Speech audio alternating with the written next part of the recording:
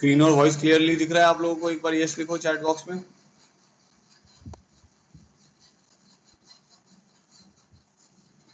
ठीक है, तो कल मैं आपको ये बता रहा था कि अगर सर्कल का आर्ग्यूमेंट फॉर्म कर रहे थे,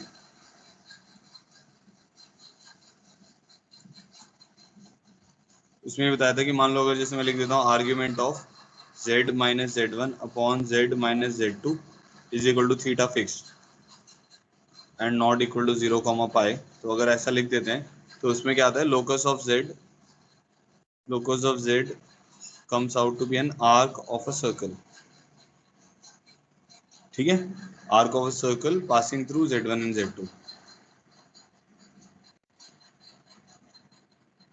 अब उसमें क्या करना होता है, सबसे पहला स्टेप होता था कि थीटा को आप थीटा पी में कन्वर्ट कर दो, तो ये आपका प्रिंसिपल आर्ग्यूमेंट वाली फॉर्म आ जाएगी। हम जानते हैं थीटा पी कहाँ से कहाँ के बीच में रहता है, माइनस पाई से पाई के बीच में रहता है। ठीक है, उसके बाद अगर मॉड थीटा पी आपका एक्यूट है तो z का जो लोकस होगा वो मेजर आर्क होगा। ठीक है, सेकंड, अगर मॉड थीटा पी जो है वो हमारा ऑब्ट्यूस है तो z का जो लोकस होगा वो माइनर आर्क होगा। ठीक है,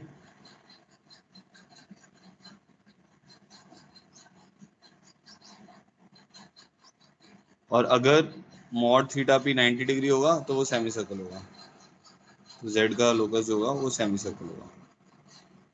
अब जब आपको ये पता चल जाएगा ना कि मेजर आर्क है माइनर आर्क है, तो उसको फिर चेक करना है। तो एक पर्टिकुलर कॉर्ड के लिए z1 z2 उसमें कॉर्ड बनेगा, तो एक पर्टिकुलर कॉर्ड के लिए आपके पास दो मेजर आर्क बन सकती हैं। ठीक है, जैसे हम कल भी एक क्वेश्चन देख रहे थे, तो वही मैं एक बार और एक्सप्लेन कर रहा हूँ क्योंकि कल जाते जाते देख रहे थे हम। मान लो आर्ग्यूमेंट ऑफ, सेम वही क्वेश्चन ले लेता हूँ, z minus one plus z plus one is equal to pi by 4 है। ठीक है, यहाँ पे इसकी जगह चेंज कर देता हूँ, वन की जगह आयोटा कर देता हूँ, माइनस एओटा और प्लस एओटा। अब इसका क्या मतलब हुआ कि भाई आपके पास एक कॉर्ड है जिसके वर्टिसेस हैं आयोटा और माइनस एओटा, तो ये आयोटा है और ये माइनस एओटा है, ये एक्स हो गया और ये आयोटा वाई हो गया। अब जेड जो है वो इससे पास करने वाली दो मेजर आर्क बना सकता है पाई बाय 4 पे, एक ये वाली मेजर आर्क बन सकती है, ठीक है, और एक इधर वाली बन सकती है। ठीक है, अब लोकस आप किसी भी, जैसे मान लो मैंने राइट हैंड साइड पे ये वाला पॉइंट ले लिया जेड। ठीक है, अब यहाँ पर आपको रोटेशन लगा के देखना है कि वो ये जो गिवन कंडीशन है उसको सेटिस्फाई कर रहा है कि नहीं कर रहा है।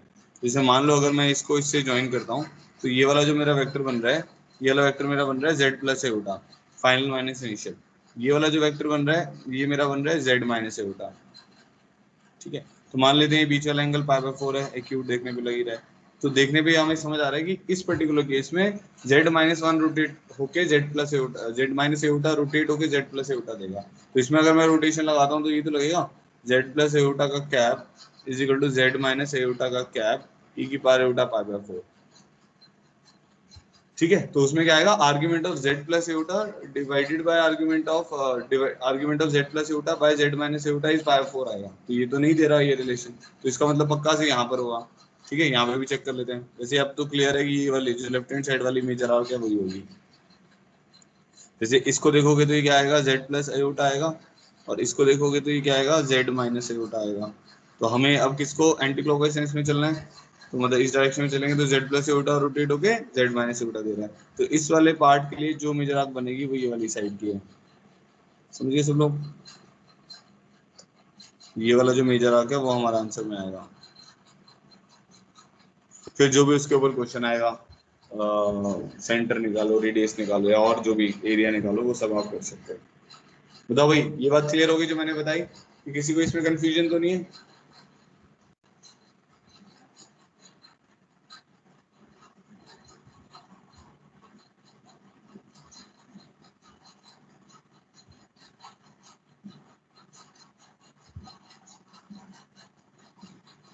और क्लियर करो जल्दी से, सबको समझ आ गया?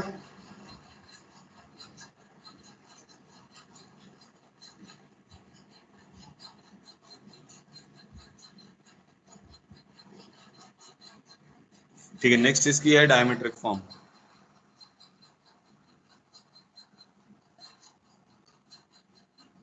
ये थी argument form of a circle, अब हम कर रहे हैं diametric form of a circle.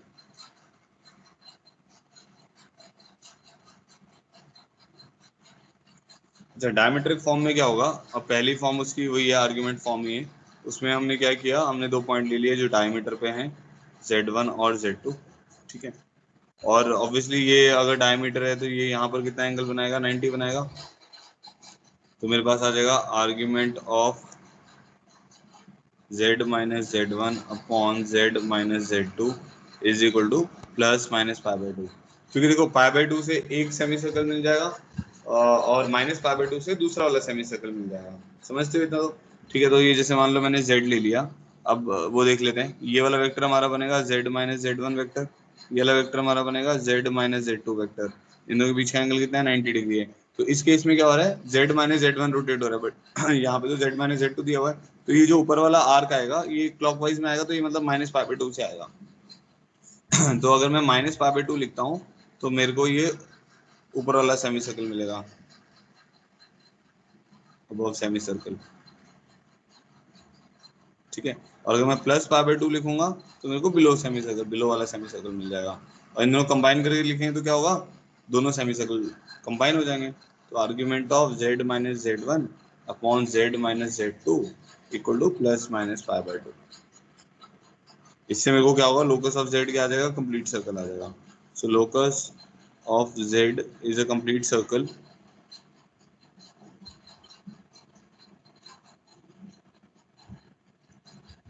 With diameter Z1 and Z2, ठीक है। तो उसका डायमीटर क्या होगा, Z1 Z2। अच्छा, दूसरा तरीका ये होगी एक फॉर्म इसकी। दूसरी फॉर्म डायमीट्रिक फॉर्म की क्या रहेगी, जैसे हम वहां पे भी करते थे, हमने भी डायमीट्रिक फॉर्म ऐसे तो निकाली थी सर्कल के केस में, जब 2D में हम कर रहे थे। तो मान लो कि जैसे ये हमारे पास Z1 Z2 है, ठीक है, और ये इसका सेंटर है और ये पॉइंट है लोकस वाला, ठीक है। तो अब क्या होगा, अब इसको ज्वाइन करो, अगर आप यहाँ पे 90 होता है तो हम क्या कर सकते हैं, Z गई तो लोकस निकालना है, तो मैं ऐसे लिख सकता हूँ Z minus Z1 divided by Z bar minus Z1 bar plus Z minus Z2 upon Z bar minus Z2 bar, this should be equal to 0। तो W1 प्लस W2 0 कर दिया हमने।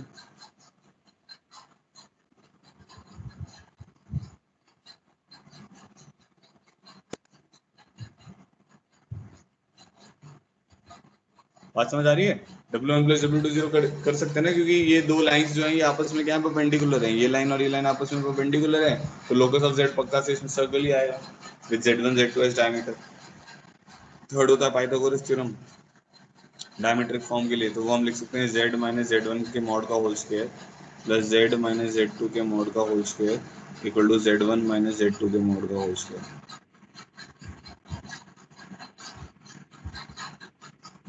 ठीक है।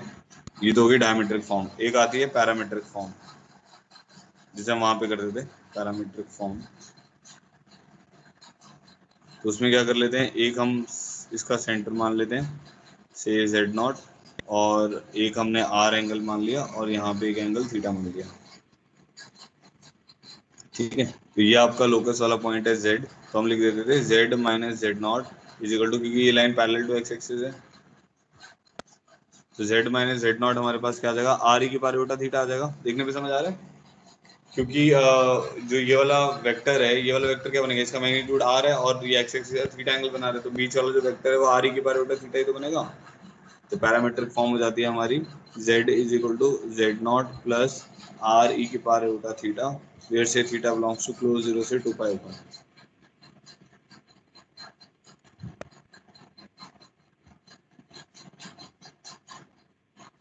ठीक है। ये बात बन गई, आगे बढ़ते हैं, ठीक है। यहाँ तक क्लियर हो गया होगा सबको। अब आगे थोड़े डिफरेंट लोकस देखते हैं, सम अदर लोका है।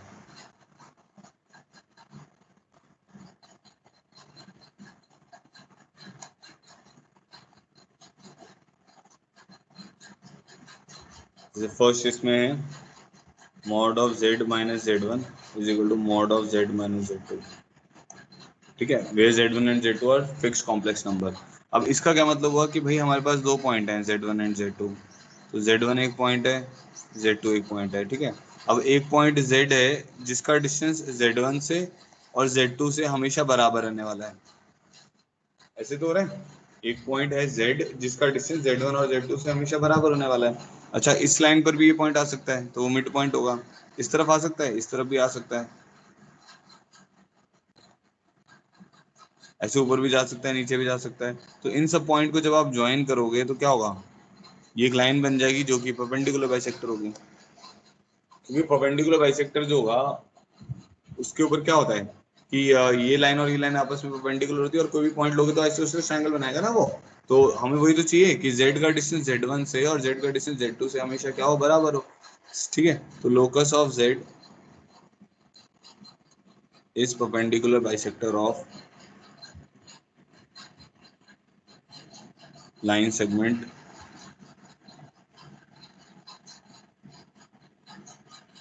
Joining z1 and z2।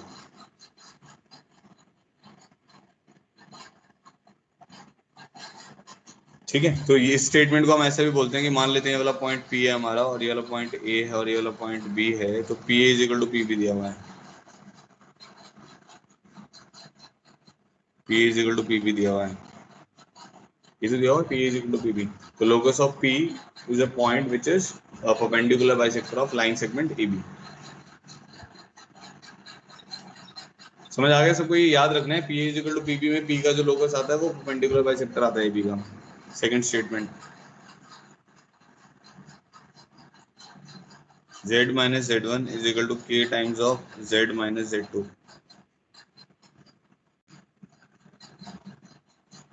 ठीक है, where K is not equal to 1। तो K 1 नहीं है, तो उस केस में क्या होगा, इसका लोकस क्या आएगा, ये कुछ ऐसा बनेगा, PA is equal to K PB। ठीक है, where K is not equal to 1। तो इस केस में क्या आता है, लोकस ऑफ P जो आता है वो सर्कल आ जाता है, locus of P is a circle.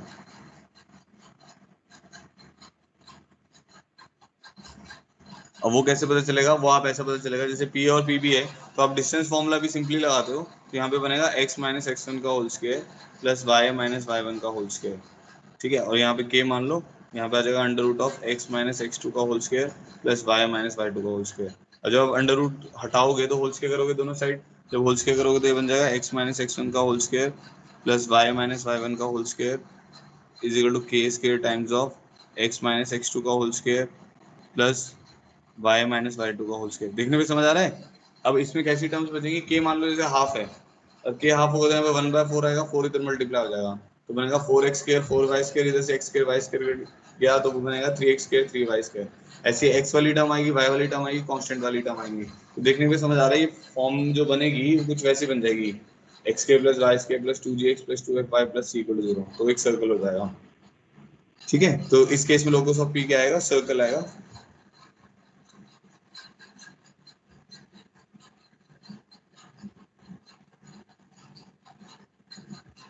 Clear है सबको कि नहीं क्लियर है, बताओ एक बार।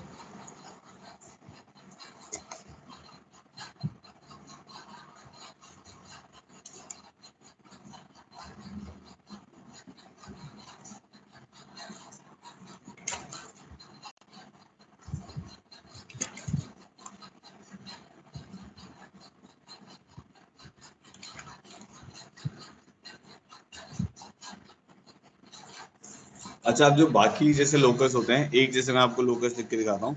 जैसे हमें याद होगा इलिप्स का जो लोकस रहता था, जो इलिप्स की लोकस की फॉर्म थी ना, जो भी फॉर्म हम कॉम्प्लेक्स नंबर में लिख सकते हैं वो ज्यादातर यूज होती हैं। बाकी अगर कोई लोकस आपको नहीं समझ आ रहा है तो आप क्या करो, उसमें एक्स प्लस छोटा वाई डाल दो और उसको सिंप्लीफाई करो। ठीक है, अगर मान लो किसी लोकस के बारे में जज नहीं कर पा रहे हो तो आप क्या करो, वहां पे z की जगह पे एक्स प्लस छोटा वाई डाल के और जो भी z1 z2 की वैल्यूज हैं वो डाल के उसको सिंप्लीफाई करो, तो आपके पास एक इक्वेशन आ जाएगी, उससे आपको पता चल जाएगा क्या लोकस है। ठीक है, तो जैसे मान लो इसके दो फोकाई हैं z1 एंड z2। ठीक है, और एक पॉइंट P है जिसका लोकस हमने मान लिया z। तो आपको याद होगा ये वाला कोऑर्डिनेट होता था ए कॉमा 0, ये वाला कोऑर्डिनेट होता था माइनस ए कॉमा 0। तो हमारे पास रिलेशन होता था PS1 plus PS2 is equal to 2A which is greater than 2AE। तो मतलब PS1 प्लस PS2 जो आना चाहिए वो 2A आना चाहिए, जो कि बड़ा होना चाहिए S1 S2 से। ठीक है, तो क्या लोकस आएगा हमारे पास, अगर इलिप्स का लिखना है तो z माइनस Z1 का mod plus Z minus Z two का mod is equal to some constant 2a which is greater than modulus of z1 minus z2। बस ऐसे करके लिख देना आपको। तो इसमें अगर 2a जो है वो mod of z1 minus z2 से बड़ा आएगा तो z का जो लोकस आएगा वो पक्का से एलिप्स आएगा।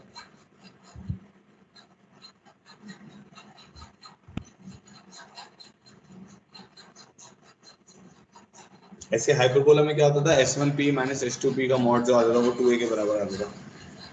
ठीक है, तो अब मैं आपको प्रॉब्लम दे रहा हूँ, इसमें हम और लोकस इसके बारे में पढ़ते हैं। मतलब जो अभी आपको खुद से निकालने हैं। ठीक है, सो फाइंड द लोकस। तो अगर जहां पे फाइंड नहीं कर पा रहे तो वहां ड्रॉ करना पड़ेगा। सब लोग अटेम्प्ट करो रफ कॉपी में।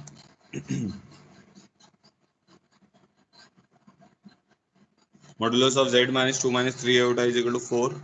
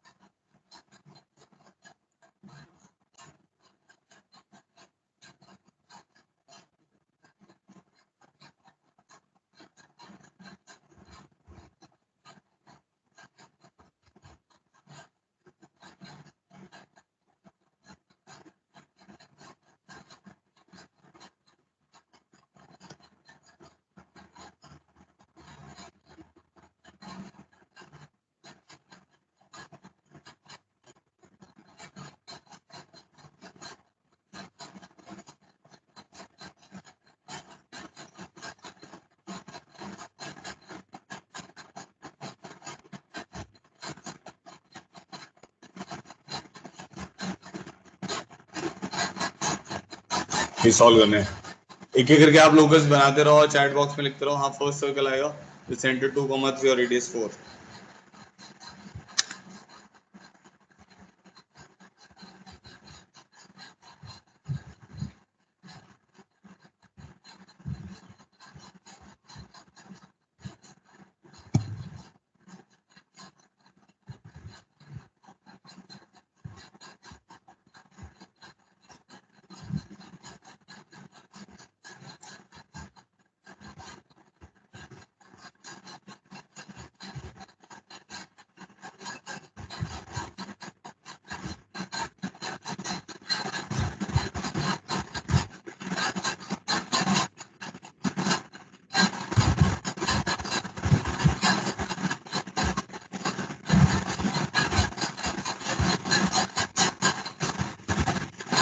बनाओ बनाओ, थर्ड तक बनाओ पहले।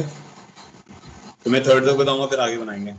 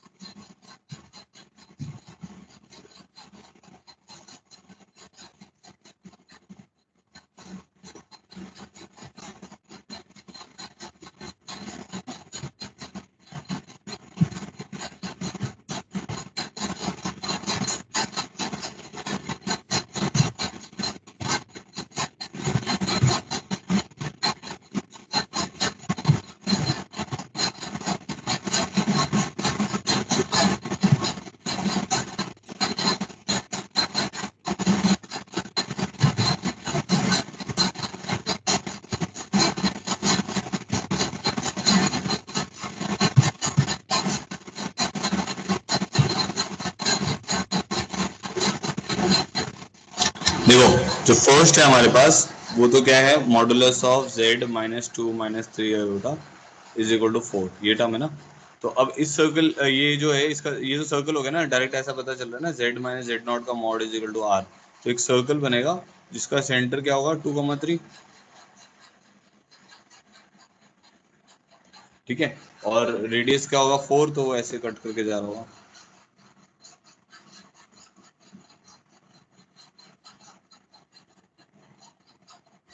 तो रेडियस इसका 4 बना दो, बस ये लोकस आ जाएगा इसका। तो लोकस सर्कल आएगा। ठीक है, सो लोकस इज सर्कल, कुछ ये वाला जो ब्लू से मैं बना रहा हूँ।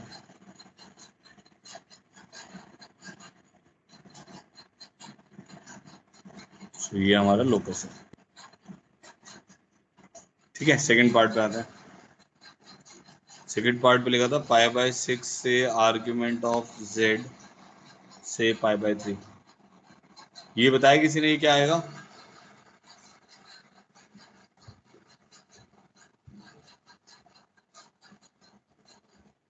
देखो आप अब ये ध्यान रखो, आर्ग्यूमेंट ऑफ z, इसको मतलब ना पहले इक्वालिटी लेके चला करो, फिर उसके बाद आप इनइक्वालिटी तो बना ही सकते हो। पहले तो इक्वालिटी लेके चलो कि भाई अच्छा argument of z is equal to, अगर थीटा होता तो क्या होता था? Argument of z is equal to theta ray की क्वेश्चन, रे होती है ना। Argument of z is equal to theta एक रे होती है जो ओरिजिन से स्टार्ट हो रही है एट एन एंगल थीटा। तो ये क्या बनेगा हमारे पास? कुछ ऐसा बनेगा,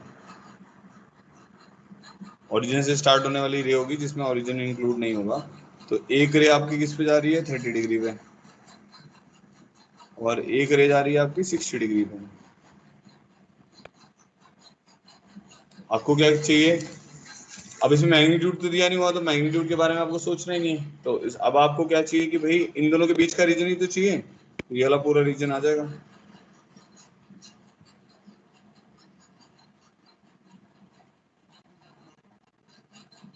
समझ गए सब लोग?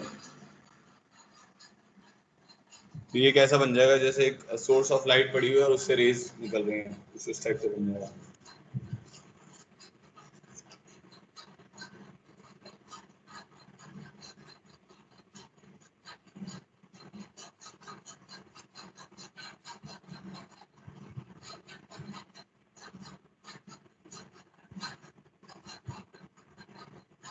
आया समझ? आया ये वाला पार्ट समझ आ गया कि नहीं समझ आया? सेकंड पार्ट में दोबारा से बता दूंगा, नहीं तो जल्दी से और क्लियर करो।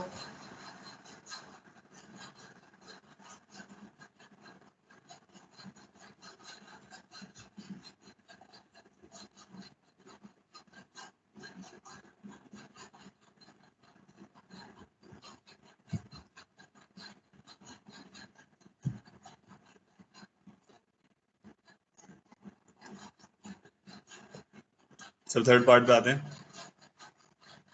थर्ड पार्ट क्या है हमारा? उसमें लिखा हुआ है modulus of z-1 plus z+1 is equal to 4। Modulus of z-1 plus z+1 is equal to 4। अब इसका क्या मतलब है? ये दो डिस्टेंसेस का सम है। तो ये कुछ ऐसा हो रहा है ना कि हमारे पास जैसे x एक्सिस के ऊपर एक -1 है और एक 1 है और एक z है। अब ये जो इन दोनों का सम जो है, अगर ये s1 s2 से बड़ा होता है तो ऐसा हो जाता है ना, 2a is greater then 2a ही हो जाता है, तो e लेस देन 1 आ जाता है। तो इसमें यही हो रहा है कि इन दोनों का जो सम है वो 4 है, और जो इन दोनों के बीच के डिस्टेंस से बड़ा है विच इज ग्रेटर देन 2। इसका मतलब है 2a मेरा 4 हो गया, तो फिर भी आप सोच सकते हो। ठीक है, तो हमारे पास क्या आ जाएगा अब ये? अब एलिप्स की हमें क्या करना है? इक्वेशन, ये एलिप्स तो बनेगा, ये क्लियर हो रहा है ना? ये ellipse, locus of Z is an ellipse.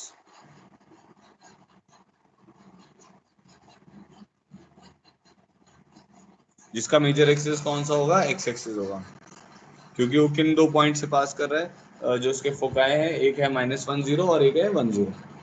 ठीक है, अब मान लो मेरे को इस इलिप्स की इक्वेशन भी निकालनी है, तो आप जानते हैं ना s1p plus s2p is 2a। तो 2a की वैल्यू कितनी आ गई? 4 आ गई। तो a कितना हो गया मेरे पास? 2 आ गया। सिमिलरली 2a e की वैल्यू जो आएगी वो 2 आ रही है, तो इसका मतलब a e 1 हो गया। तो e किसके बराबर हो गया? हाफ के बराबर हो गया। अब a पता चल गया, आपको b भी पता चल जाएगा। b कैसे पता चलेगा? b square is equal to उस रिलेशन से, b square is equal to a square into 1 minus e square. अब जो इन दोनों का मिड पॉइंट होगा वो सेंटर होगा 0 0, तो इक्वेशन आएगी x square y square plus y square b square is equal to 1। Simple, लिख देते हैं। तो हमारे पास यहाँ पे बी स्केयर आ जाएगा, ए स्केयर इज 4 इंटू 1 - 1/4, तो बी स्केयर 3 आ गया। इक्वेशन आ जाएगी x square by 4 plus y square by 3 is equal to 1। तो ये इस एलिप्स की इक्वेशन हो जाएगी।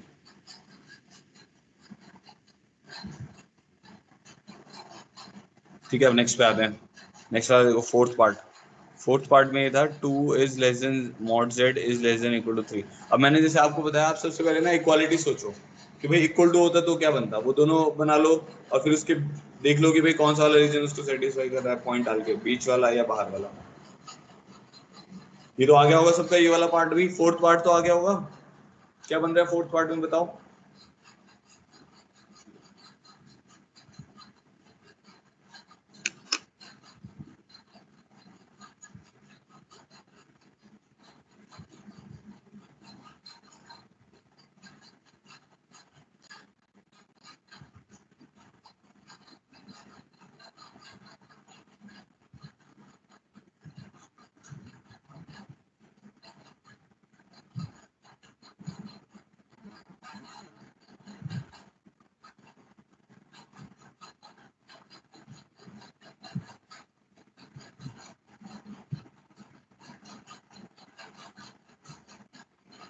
हाँ, अब इसमें क्या है, जैसे मॉड जेड इक्वल टू 2 का क्या मतलब हो गया, सर्कल, पहले इक्वालिटी सोचो।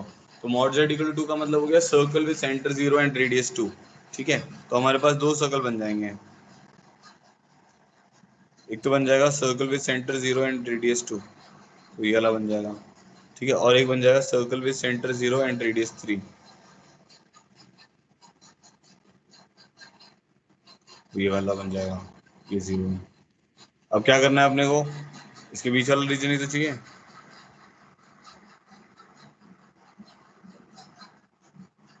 कोई पॉइंट पुट करके चेक कर सकते हो, तो ये वाला पूरा रीजन आ जाएगा। तो क्या बन जाएगा, इसको क्या बोल देंगे, रिंग बोल देंगे ना। इस सर्कुलर रिंग बन जाएगा एक तरीके से। हाँ, जब इस टाइप के लोकस को ड्रॉ करना है, अब जैसे 2 पे ओपन है, तो आपको ना 2 पे ओपन लेना पड़ेगा। तो 2 पे आपको जो सर्कल बनाना पड़ेगा वो कुछ ऐसा बनाना पड़ेगा। ठीक है, और 3 पे क्लोज बनाना पड़ेगा। समझ आ गया होगा, बहुत ईजी है। अच्छा, फिफ्थ पे आते हैं। Fifth is mod z is equal to mod of z minus iota is equal to mod of z minus 1।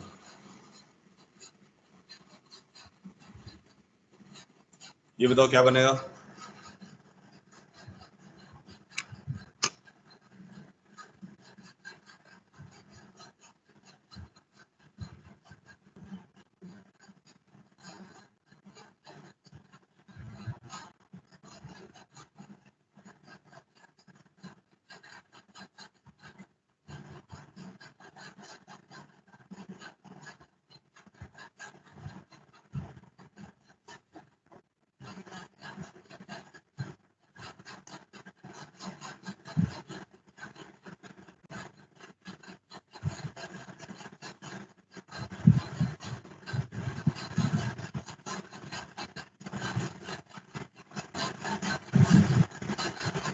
इस पे सोच लो, अच्छा क्वेश्चन है ये, मीन्स का ही है।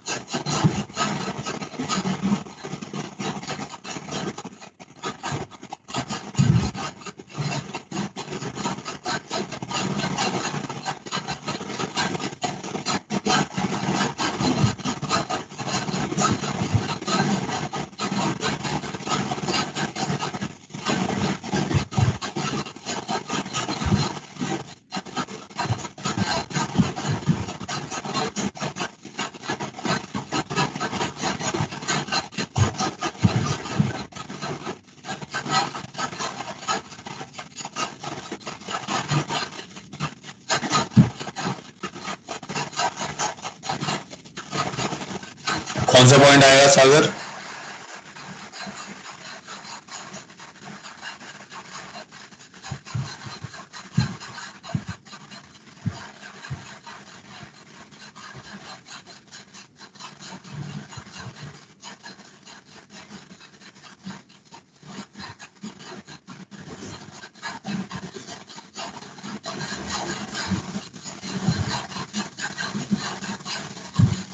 देखो, अब इसमें ना 3 पॉइंट्स इन्वॉल्व हैं, तो पहले तो आप कॉम्प्लेक्स प्लेन बना लो, X iota Y minus X minus iota Y.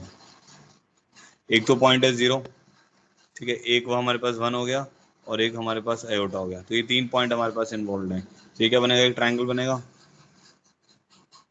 ठीक है, अब हमारे पास क्या है, मॉड जेड। अब इसका क्या मतलब हुआ कि भाई एक पॉइंट है मेरे पास जो कि तीनों से इक्वी डिस्टेंट है, तीनों पॉइंट से इक्वी डिस्टेंट है, वो तो सरकम सेंटर होगा ना। क्लियर हो रहा है ऐसा, कैसे पता चला एक सरकम सेंटर होगा।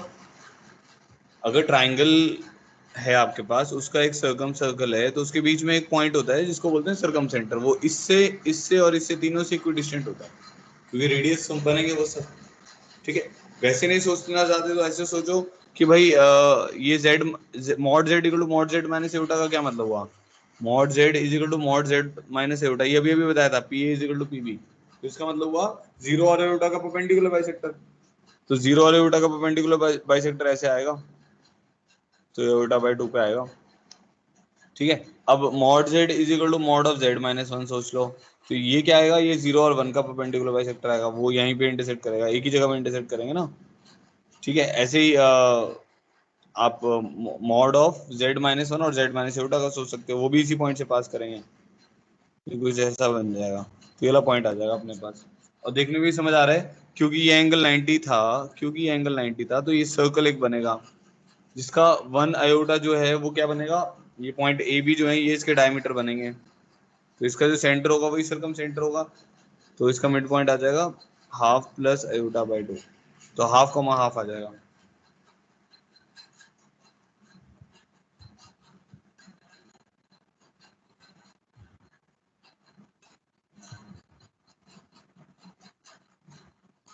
हाफ कॉमा हाफ आएगा बेटा, तो मतलब इसका जो आंसर आएगा वो क्या आएगा, circumcentre of the triangle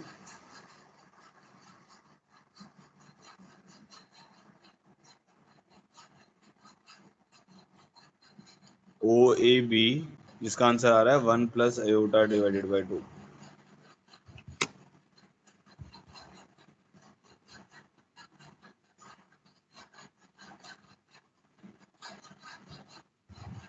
ठीक है, नेक्स्ट पार्ट पे आते हैं अब।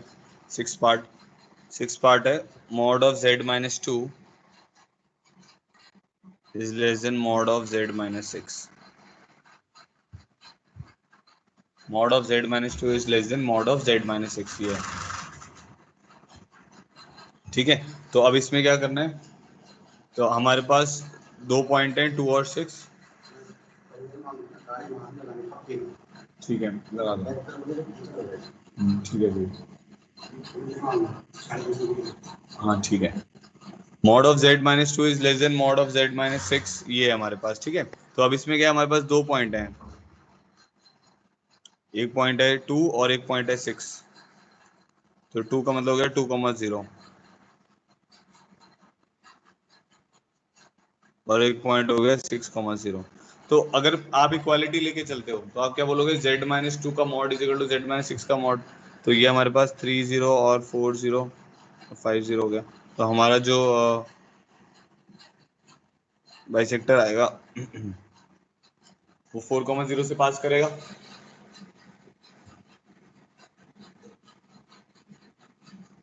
है ना। मॉड ऑफ z-2, अगर मैं बोलता हूँ mod of z-2 is equal to mod of z-6, इसका मतलब जो हमारा परपेंडिकुलर बाइसेक्टर है वो 4,0 से पास करेगा, 2 और 6 का जो मिड पॉइंट है। अब अगर आप यहाँ पर कोई भी पॉइंट लेते हो, अब रीजन आएगा इसमें लेस देन 6 लिखा हुआ है ना, क्योंकि ये दो पार्ट्स में डिवाइड कर रहा है, तो एक में मॉड ऑफ z-2 छोटा होगा, एक में मॉड ऑफ z-6 छोटा होगा। अब जैसे आपने ये वाला पॉइंट लिया, तो ये वाला डिस्टेंस आपको कितना आएगा, ये आपका मॉड ऑफ z-2 आएगा, और ये वाला डिस्टेंस आपको कितना आएगा, मॉड ऑफ z-6 आएगा। समझ पा रहे हो। ठीक है, तो ये कुछ ऐसा आएगा यहाँ से। तो अब इनमें से कौन सा बड़ा है, देखने में पता चल रहा है मॉड ऑफ z-6 बड़ा है, ये तो बड़ा है, ये वाला डिस्टेंस बड़ा दिख रहा है ना। अगर आप इधर लेके जाते हो तो क्या होगा, z-2 का डिस्टेंस बड़ा हो जाएगा और z-6 का छोटा हो जाएगा। हमें तो z-6 का बड़ा चाहिए, इसका मतलब है जो डिस्टेंस है वो हमें बड़ा चाहिए, तो इसका मतलब है ये वाला पोर्शन, तो इस लाइन के लेफ्ट हैंड साइड वाला पोर्शन होगा। तो इसका आंसर हमें लिखना पड़ेगा, इसके लोकस का आंसर, कि x is less then 4, x should be less than 4 में ये x इक्वल टू 4 वाली लाइन है, तो x लेस देन, ये वाली लाइन जो है x इक्वल टू 4 है ना, तो x लेस देन 4, इसको हम ऐसे भी लिख सकते हैं, real of z less than 4, तो ये इसका लोकस हो जाएगा। बताओ भाई, समझ आया कि नहीं समझ आया।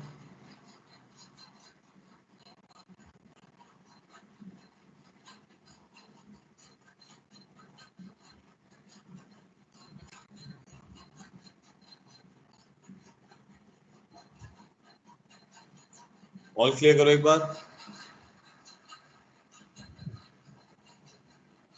अच्छा, अब नेक्स्ट लोकस है हमारे पास,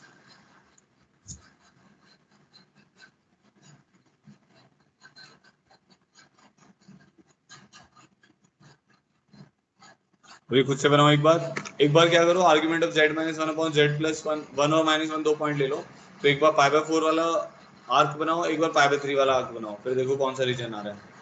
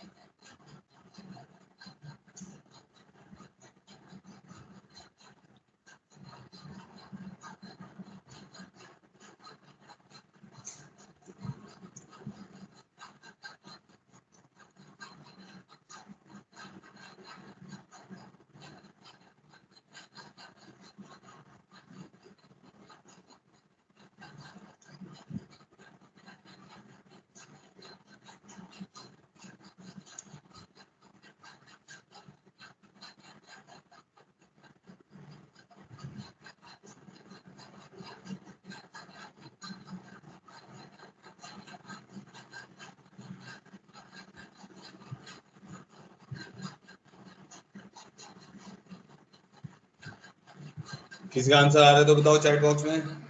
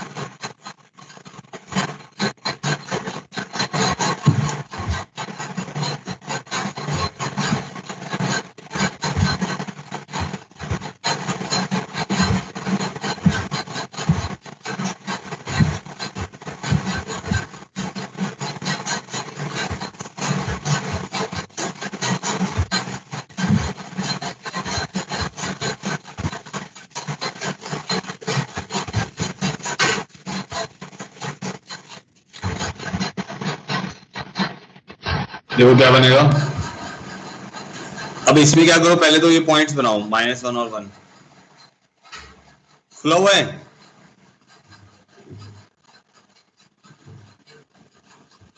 एक मिनट,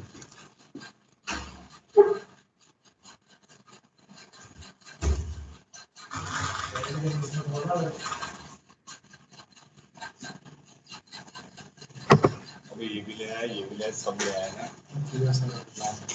चलो ठीक है, थैंक यू। अभी मेरी क्लास चल रही है, क्लास चल रही है।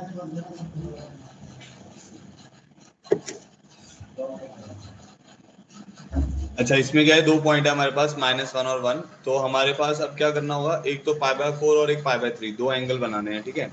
तो पहले मैं एक काम करता हूँ, ये एक आर्क बनाता हूँ, π/4 वाली देखते हैं ना पहले, फिर π/3 वाले देखेंगे।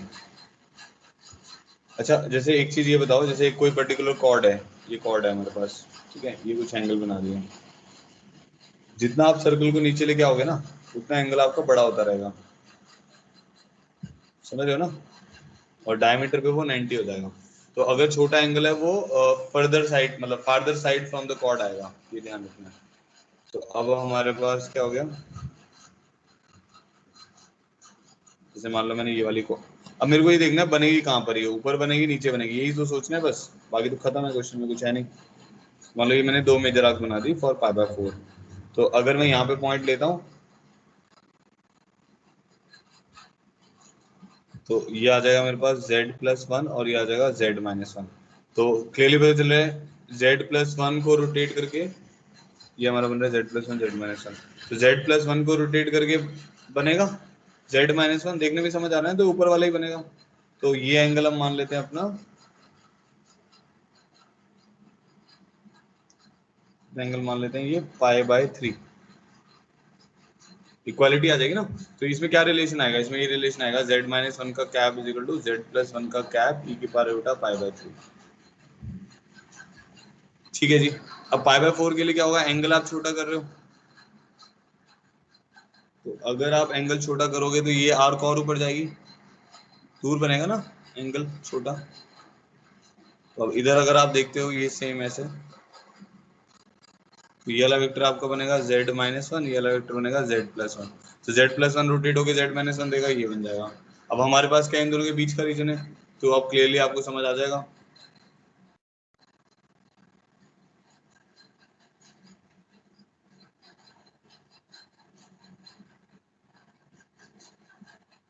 कौन सा वाला, ये वाला पोर्शन, ये वाला is the required locus, this one is the required locus. समझ आया नहीं समझ आया बताओ।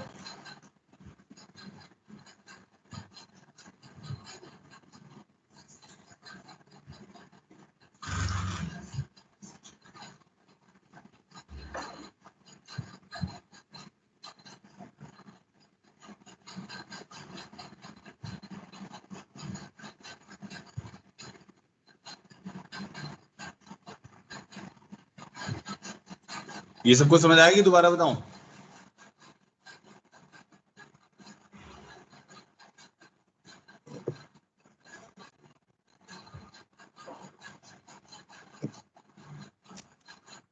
सर एक बार रिपीट कर दीजिए प्लीज। इसमें क्या है, देखो आप पहले ऐसे सोचो कि भाई मेरे को एक पहले इक्वालिटी वाला लोकस सोचो। तो z minus one upon Z plus one जो है इक्वल टू पाई बाय 4 करेंगे तो क्या बनेगा, एक मेजर आर्क बनेगी। फिर इक्वल टू पाई बाय 3 करेंगे तो एक मेजर आर्क बनेगी। अब मैं आपको ये बता रहा हूँ, जैसे मान लो ये डायमीटर है तो यहाँ पे एंगल कितना होता है 90। ठीक है, अब आप क्या करो, इस डायमीटर को कॉर्ड बनाने की कोशिश करो। जैसे जैसे आप कॉर्ड बनाओगे तो आपकी आर्क बड़ी होती रहेगी ना, मेजर आर्क होती रहेगी। सेमी सर्कल जो मेजर आर्क जाएगी तो एंगल क्या होगा, कम होगा। तो मैंने क्या किया, पहले 60 बनाया, फिर पाई बाय 4 बनाया और देख लिया कि किस तरफ बनेगा, नीचे वाले की तरफ बनेगा ऊपर वाले की तरफ बनेगा। अब नीचे वाले बना के देखो आप, ये वाला जो वेक्टर बनेगा ये आपका z प्लस वन है, ये वाला वेक्टर बनेगा z माइनस वन। तो z माइनस वन रोटेट होगा अगर तो z प्लस वन मिलेगा। तो बट इसमें कौन रोटेट हो रहा है, जो नीचे वाला वेक्टर होता है वो रोटेट हो रहा है ना। तो z प्लस वन रोटेट होकर z माइनस वन दे रहा है, तो इसलिए हमारे को समझ आ गया ऊपर वाली दो मेजर आर्क बनेंगी। तो एक पाई बाय 4 वाली बना दी, एक पाई बाय 3 वाली बना दी। अब इसके बीच में आप कोई भी अगर एक आर्क लेते हो उसमें एंगल क्या होगा, तो पाई बाय 4 से पाई बाय 3 के बीच वाला ही तो एंगल होगा। क्योंकि आप जैसे जैसे नीचे आते रहोगे, जैसे जैसे नीचे आओगे तो एंगल आपका बढ़ेगा, एक जगह जाके सेमी सर्कल बनेगा जब वो 90 डिग्री होगा। समझ गए?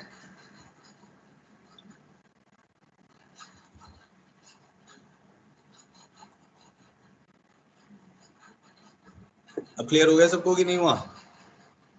तो ये हमारा क्वेश्चन था, शायद 55 था ना, 56। अच्छा अब लिखो 57।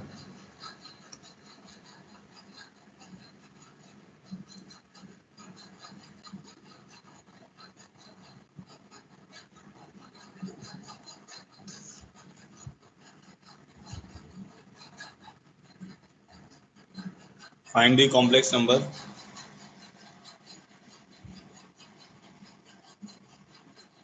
having least positive argument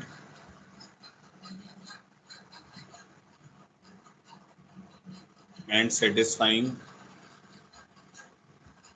mod of z minus 5 iota less than equal to 3। ये सॉल्व करना है, करो एक बार ट्राई।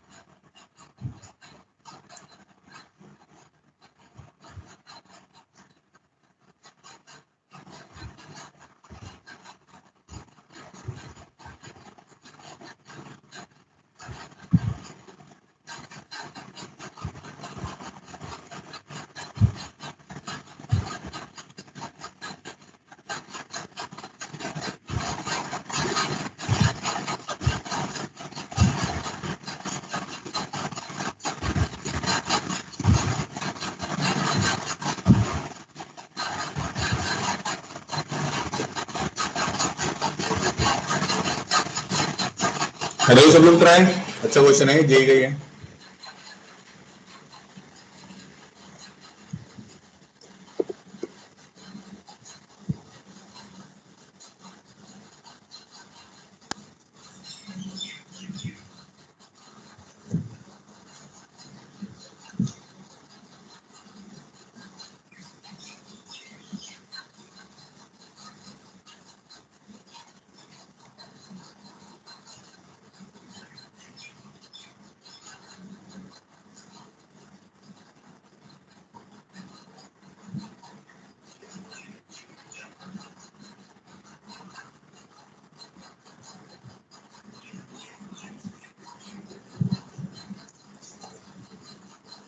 चलो देखो मैं बताता हूँ।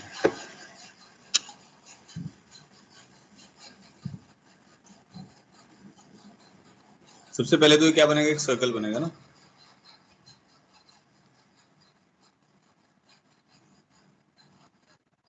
पहले लोकस बनाओ, z minus 5 iota less than equal to 3।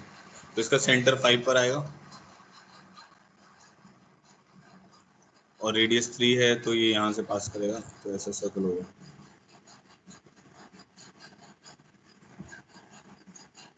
ठीक हो जाएगा, सर्कल बन जाएगा। तो ये यहाँ पे 0,2 आयोटा से पास करेगा। अब mod of z minus 5 iota less than 3 कहने का मतलब है इसके अंदर के सारे पॉइंट्स सारे आ जाएंगे ना इसके अंदर के, क्योंकि आप कोई पॉइंट इसमें से आप 0,5 आयोटा सेटिस्फाई करोगे तो सेटिस्फाई कर रहा है इसके अंदर के सारे पॉइंट। अब क्वेश्चन ये है कि भाई z यहाँ पर भी हो सकता है, यहाँ पर भी हो सकता है, यहाँ पर भी हो सकता है, यहाँ पर भी हो सकता है, इन साइड भी हो सकता है। तो z इस सर्कल की पेरिफेरी और उसके इनसाइड हो सकता है। तो अब वो बोल रहा है भाई ऐसा कॉम्प्लेक्स नंबर निकाल जिसका आर्ग्यूमेंट लीस्ट हो, पॉजिटिव हो और लीस्ट हो। तो बताओ कौन सा होगा वो।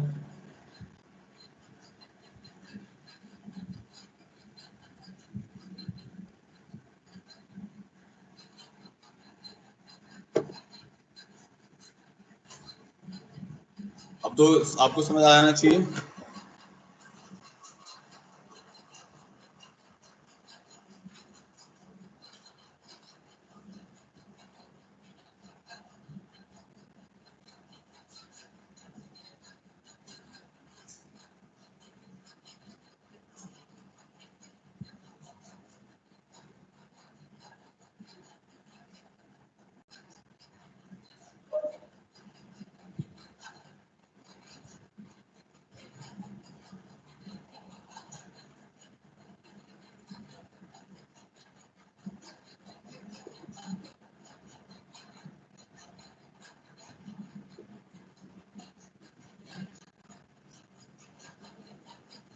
देखो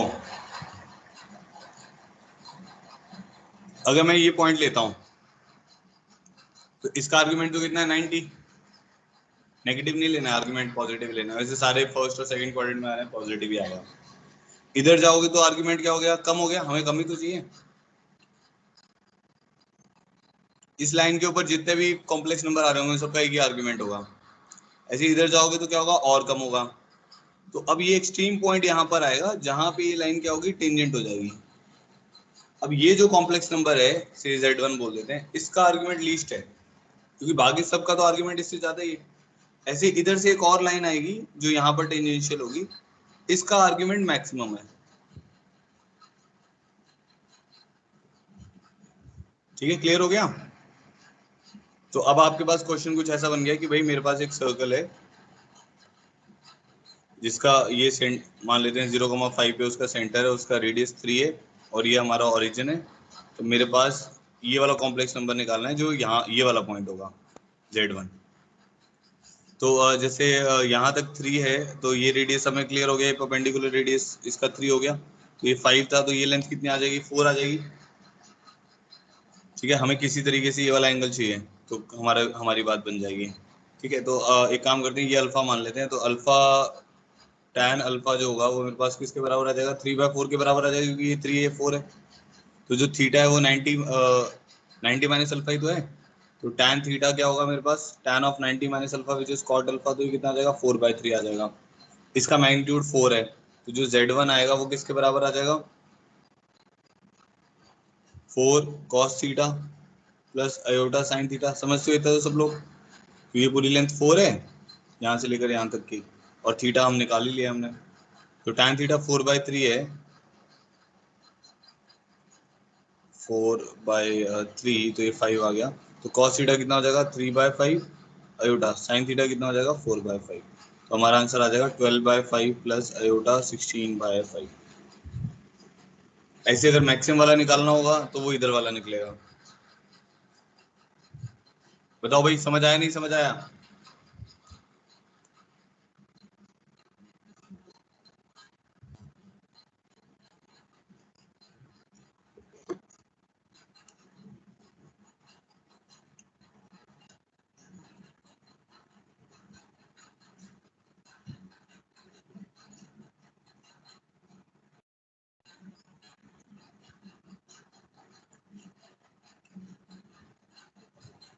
देखो जिसको नहीं समझ आया, उसने बोला एक सर्कल है और उसके अंदर के सारे पॉइंट्स लोकस में हैं। ठीक है, अब मेरे को ऐसा पॉइंट निकालना है जिसका आर्ग्यूमेंट मिनिमम हो।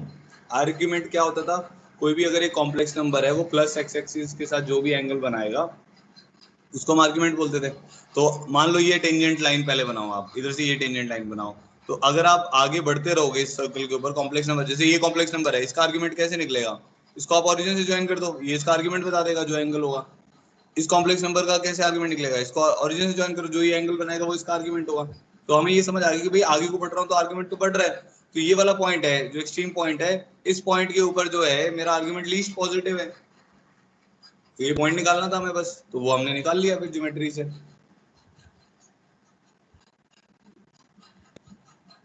ठीक है, चलो अब आगे बढ़ते हैं। आगे अब एक टाइप और बची है हमारी, एक और टाइप का क्वेश्चंस बचे हैं। बाकी इसके मिसलेनियस क्वेश्चंस में ना हम वो सब कवर कर लेंगे, पैराबोला, एलिप्स, वो सब डिस्टेंस बेस्ड उसकी डेफिनेशंस आती हैं। बाकी मैंने आपको बता ही दिया, अगर मान लो क्वेश्चन आपसे डायरेक्टली आप गेस नहीं कर पा रहे हो क्या लोकस है, तो एक्स प्लस आयोटा वाई से हो जाएगा। तो सी प्लस आयोटा एस करने का मतलब है cos theta plus iota sine theta. ठीक है, C plus I S shortcut है cos theta plus iota sine theta का। तो सीरीज का नाम सी प्लस आई एस है, इसलिए मैं लिख रहा हूँ summation of series of sine and cosine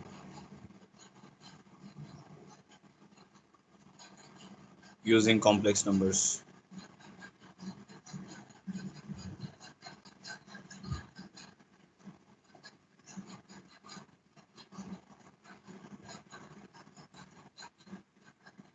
जैसे इसमें एक बहुत सिंपल सा प्रॉब्लम है, पहले तो ये करते हैं, cos alpha plus cos beta plus cos gamma is equal to 0 and sine alpha plus sine beta plus sine gamma is equal to 0,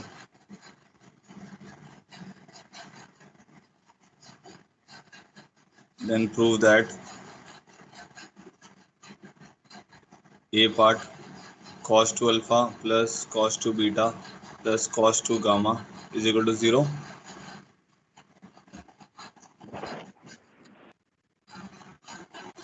sin 2 alpha plus sin 2 beta plus sin 2 gamma is also 0, and b part sin 3 alpha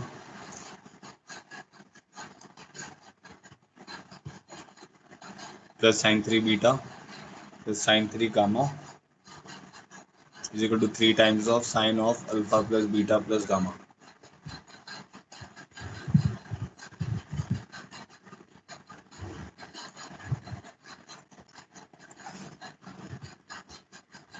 अच्छा, अब देखो इस type के problem करने के लिए हम क्या करते हैं, जैसे एक हमारे पास कॉस वाली सीरीज है और एक हमारे पास साइन वाली सीरीज है, तो इसमें मतलब C plus iota S directly ना लगा के मैं एक काम करता हूँ, मैंने Z1 मान लिया ई की पावर एओटा अल्फा को, Z2 मान लिया ई की पावर एओटा बीटा को, और Z3 मान लिया ई की पावर एओटा गामा को। तो जो Z1 होगा वो मेरा किसके बराबर होगा? Cos alpha plus aorta sine alpha के बराबर होगा। Z2 जो होगा वो क्या होगा? Cos beta plus aorta sign beta के बराबर होगा। Z3 जो होगा वो cos gamma plus aorta sign gamma के बराबर होगा। अब मेरे को ये पता है कि ये गिवन है ना, cos alpha plus cos beta plus cos gamma is 0, sin alpha plus sin beta plus sin gamma is 0, तो मैं ये बोल सकता हूँ Z1 plus Z2 plus Z3 is equal to 0 होगा।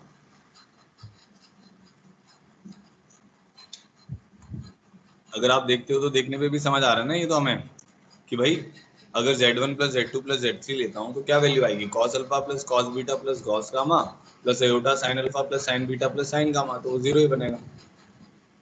अब जो आपका ए पार्ट है उसमें आपको चाहिए cos 2 alpha cos 2 beta cos 2 gamma, अब वो कैसे बनेगा? आप स्केयरिंग बोथ साइड्स करो, इसमें देखते हैं क्या बनता है। अच्छा, एक चीज और क्या ध्यान में रखनी है, इन सब का मैग्नीट्यूड 1 है। Z1 is equal to 1, mod of Z2 is equal to 1, mod of Z1 is 1, mod of Z2 is 1, mod of Z3 is 1। तो अगर मैं स्केयरिंग बोथ साइड्स करता हूँ तो मेरे पास आ रहा है Z1 square plus Z2 square plus Z3 square plus 2 times of Z1 Z2 plus Z2 Z3 plus Z3 Z1 is equal to 0।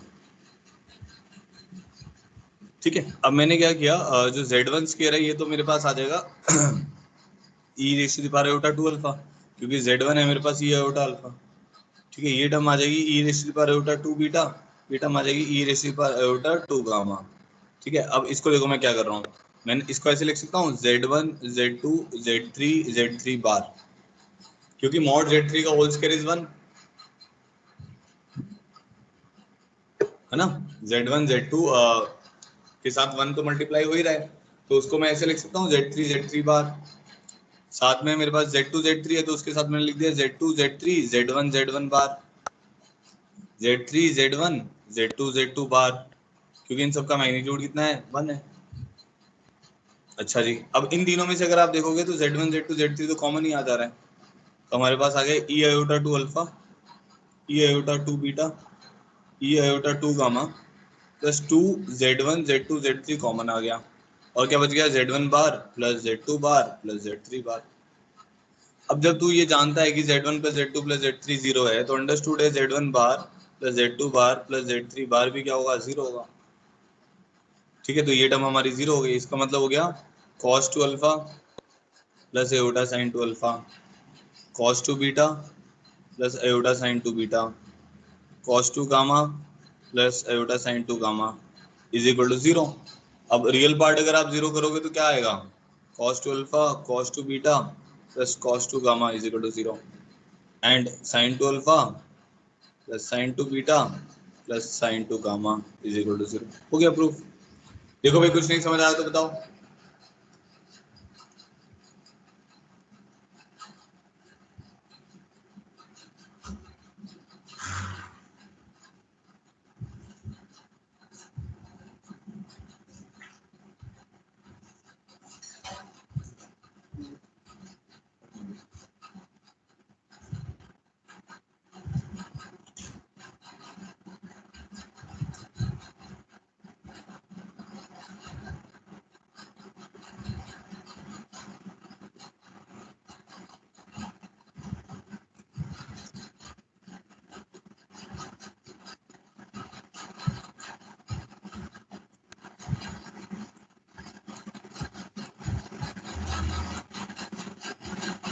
इसका बी पार्ट करिए अब सब लोग। उसमें क्या करना है, Z1 plus Z2 plus Z3 0 है, उसका क्यूब लो, बस एक लाइन में आंसर आ जाएगा।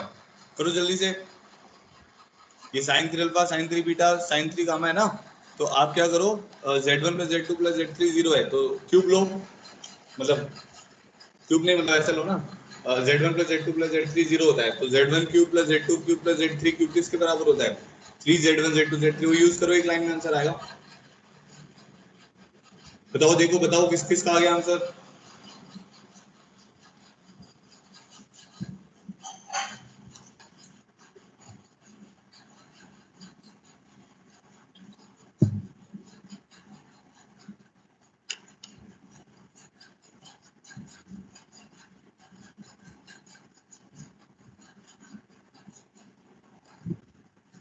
अरे बेटा, Z1 cube plus Z2 cube plus Z3 cube करो ना, आंसर आ जाएगा एक लाइन में।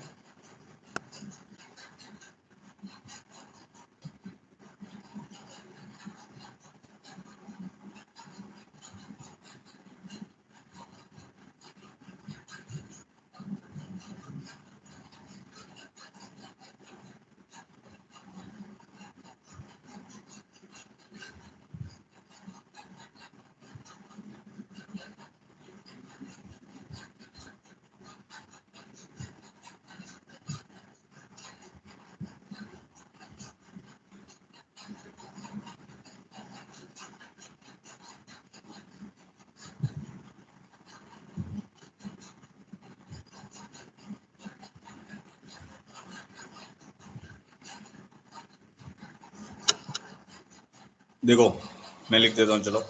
बी पार्ट में हम क्या करेंगे, हम लिख देंगे Z1 cube plus Z2 cube plus,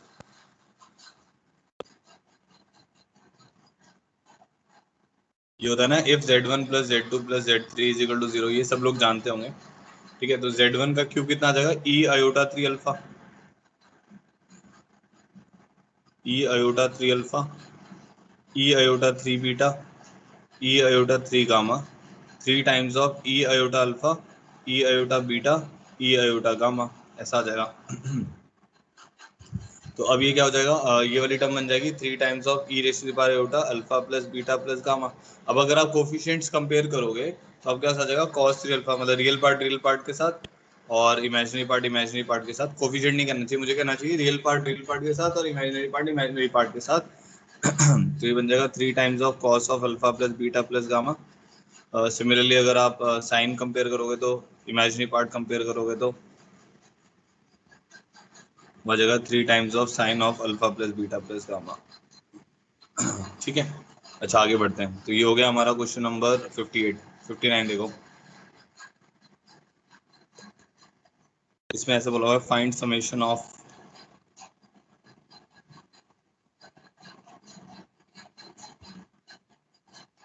NC1 cos theta, NC2 cos 2 theta, NC3 cos 3 theta, so on to NCN cos n theta. ठीक है, अच्छा सबसे बड़ा हिंट आपको जो इस सीरीज को लगाने के लिए मिलेगा वो ये है कि जैसे NC1 cos थीटा, इनमें ना जो एंगल होगा उसका आर्ग्यूमेंट चेंज हो रहा होगा। जैसे NC1 cos थीटा है, NC2 cos 2 थीटा है, NC3 cos 3 थीटा है, NCN cos n थीटा है, तो इसमें आर्ग्यूमेंट चेंज हो रहा होगा। तो से अगर cos की सीरीज है उसको C मान लेना है, साइन की सीरीज है उसको S मान लेना है, दोनों निकल जाती हैं, तो कोई गड़बड़ वाली बात नहीं है इसमें। ठीक है, तो मैंने C सीरीज इसको मान लिया, cos वाली सीरीज को मान लिया। अब जो मेरा S होगा वो किसके बराबर होगा, NC1, उसमें cos की जगह साइन लिखना स्टार्ट कर दो।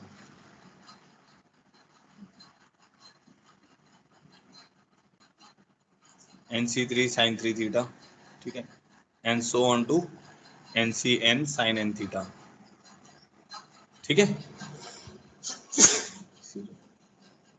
तो C वाली सीरीज होगी NC1 cos theta plus NC2 cos 2 theta, NC3 cos 3 theta, so on to NCN cos n theta. और S वाली सीरीज होगी NC1 sin theta, NC2 sin 2 theta, so on to NCN sin n theta. अब मैंने क्या किया, जैसे इस topic का नाम भी वही है C प्लस एओटा S, तो मैंने C प्लस एओटा S लिख दिया।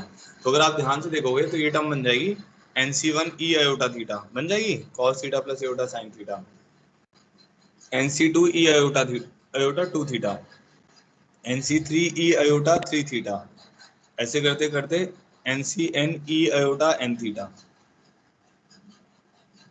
समझ गए? अब ये अगर आप ध्यान से देखो ये बाइनोमियल एक्सपेंशन बन रहा है, NC1 e की पावर उल्टा theta, NC2 e NC1 x plus NC2 x square plus NC3 x cube so on to NCN x raise to the power n। मैं लिख सकता हूँ C plus iota S is equal to 1 plus E iota theta whole raise to the power n minus 1। इसमें एक term missing है, कौन सी, NC0 वाली, तो NC0 वाली मिसिंग है इसलिए माइनस 1 कर दिया उसने। ठीक है, अब इसको सिंप्लीफाई कर लेते हैं। अब मेरे को निकालना क्या था, C निकालना है, S निकालना है, मुझे C निकालना है।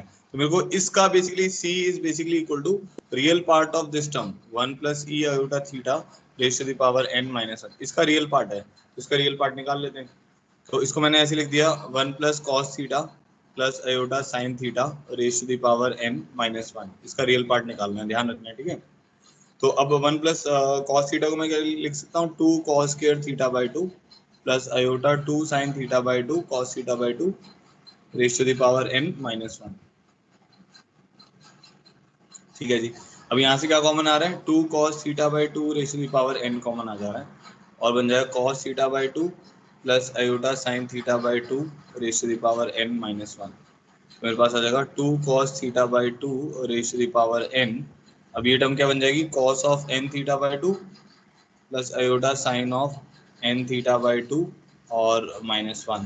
तो इसका रियल पार्ट क्या आएगा, तो जो हमारा C था वो आ जाएगा 2 cos theta by 2 raise to the power n cos of n theta by 2, iota वाला पार्ट नहीं लेना है, minus 1। So this is the answer. समझ आया तो ऑल क्लियर करो एक बार जल्दी से।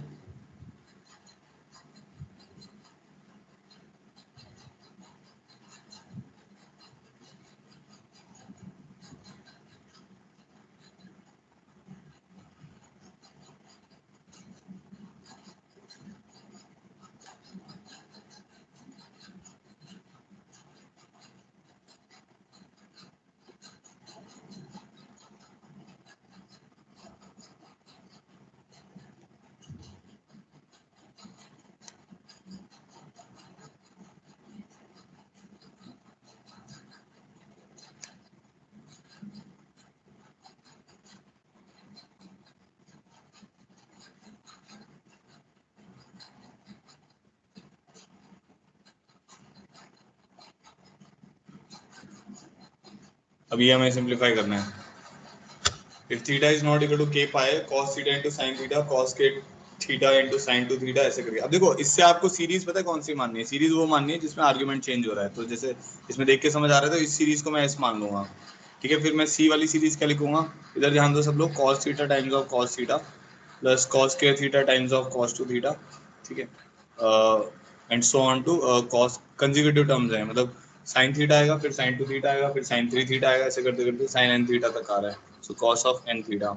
अब मैंने लिखा है इसमें c प्लस आयोटा s, तो मुझे ये समझ आ रहा है ये बन रहा है cos theta times of e iota theta.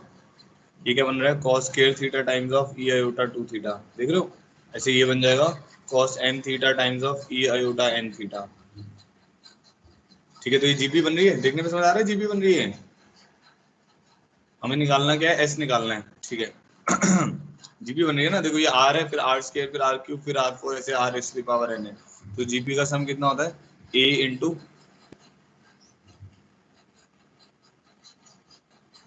Cos theta E raise to the power iota theta raise to the power N minus one upon cos theta E iota theta minus one,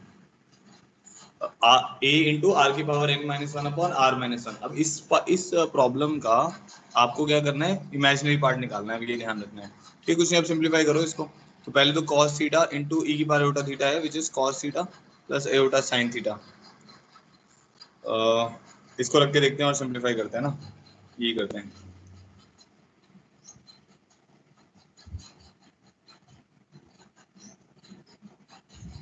ठीक है। तो ये term मेरी क्या बन जाएगी? cos theta E iota theta times of, इसको पहले सिंप्लीफाई करने की कोशिश करते हैं। तो ये बन जाएगा cos theta times of cos of n theta plus iota sine of n theta minus one divided by, ये बन जाएगा cos theta into cos theta which is cos square theta plus iota sine theta cos theta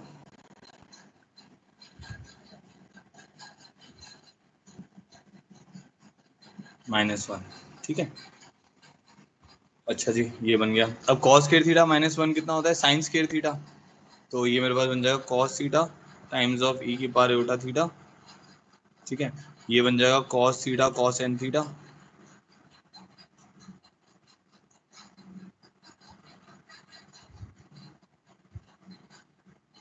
फिर यहाँ पे आ जाएगा cos theta iota times of cos theta sine n theta minus one divided by, ये हो जाएगा minus sine square theta plus iota sine theta cos theta.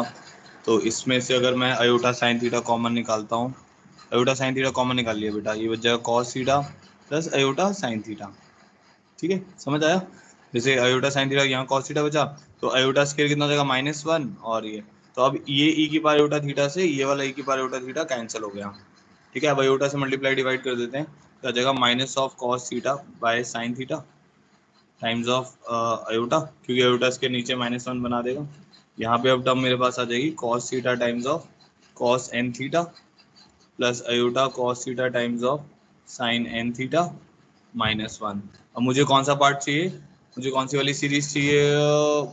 Sign वाली series चाहिए, तो इमेजिनरी पार्ट चाहिए बेसिकली। तो इमेजिनरी पार्ट आ जाएगा मेरे पास iota times of cos square theta by sine theta times of cos of n theta, एक टर्म ये आएगी।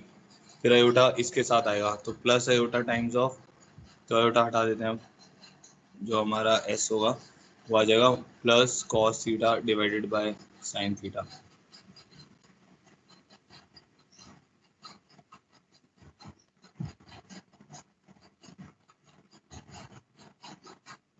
पावर n भी तो थी, वो कहाँ चली गई? अच्छा, ये मैंने गड़बड़ किया ना, यहाँ पे पावर n थी cos n थीटा, अब ये ठीक है, यहाँ पे आएगा cos n थीटा और यहाँ पे भी आएगा cos n थीटा, यहाँ पे भी cos n थीटा, यहाँ पे भी cos n थीटा, यहाँ पे cos, हाँ तो इसको ऐसे लिख लेते हैं हम, इसको मल्टीप्लाई करेंगे तो cos n theta into cot theta into cos of n theta, ठीक है। और ये आ जाएगा plus cos theta by sine theta, ठीक है। तो अब इन दोनों में से cot थीटा कॉमन आ रहा है, cot थीटा कॉमन आ जाएगा, one minus cos theta raise to the power n cos n theta, यही आंसर है इसका।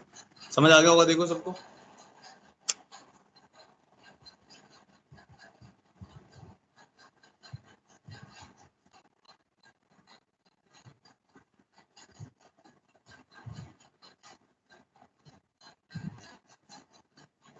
कुछ नहीं था इसमें, साइन की सीरीज को एज्यूम करना है, उसको देख के कॉस वाली सीरीज लिख देनी है, फिर सी प्लस एओटा एस लगा के सिंप्लीफाई करना है, या तो रियल पार्ट निकालना होगा या इमेजिनरी पार्ट निकालना होगा।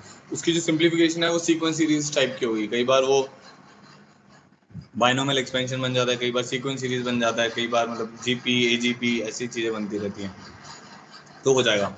अच्छा, इसके साथ हमारा ये चैप्टर तो फिनिश हो जाता है, इसमें इतने ही टॉपिक्स हैं जो हमने कवर अप कर लिए हैं, ठीक है। अब मेरे को इसके मिसलेनियस में इसके काफ़ी सारे प्रॉब्लम्स हैं जो थोड़े मुश्किल भी बनते हैं, तो वो अब मेरे को हो सकता है मिसलेनियस प्रॉब्लम्स के 1 या 2 लेक्चर लेने पड़े, हो सकता है ज़्यादा भी लेने पड़े, डिपेंडिंग अपॉन आप लोगों को कितना समझ आ रहा है। तो ये चैप्टर खत्म हो गया मेरी तरफ से, आप पैकेज करें, इसका असाइनमेंट भी दिया हुआ है वो भी कर सकते हैं, तो जल्दी जल्दी इसको स्ट्रॉन्ग करें, ठीक है, नहीं तो ये वीक रह जाता है, क्वेश्चन में बहुत मुश्किल बनते हैं। तो अभी मिसलेनियस प्रॉब्लम की क्लासेस हैं, मुझे लगेगा कि मेरे को चैप्टर आगे खींचना है, तो हो सकता है मैं सोल्यूशन ऑफ ट्राइंगल या जेई मेंस का कोई टॉपिक मंडे को स्टार्ट कर दूं, और बीच बीच में हम इसकी क्लासेस भी लेते रहें, ताकि तब तक आपने थोड़ा बहुत पैकेज कर लिया हो ना, क्योंकि मान लो मैं मिसलेनियस के क्वेश्चन करा रहा हूँ ना, अगर आप वो सब फिर मुझे ही कराने पड़ेंगे, तो मुश्किल क्वेश्चन होते हैं इसमें, ठीक है। तो अभी ये सैटरडे संडे है, बहुत अच्छे से इसको यूटिलाइज करो, अपना कॉम्प्लेक्स नंबर फिनिश अप करने की कोशिश करो। आज के लिए इतने करते हैं, मंडे को मिलेंगे।